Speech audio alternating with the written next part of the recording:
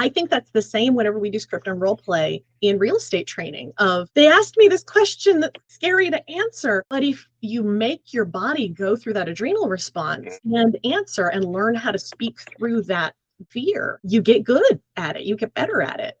This is the core of public speaking too, is that when people are scared of speaking in public, but you just practice enough to figure out how to get over your own stage fright and make it happen. My wife is one of the brokers at her office and runs the productivity coaching, like basically new agent training program.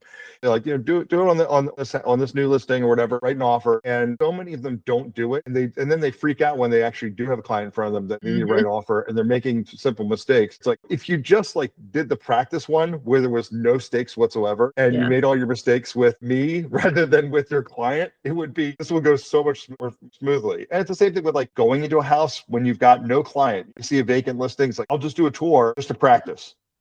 Do a walkthrough video with your camera.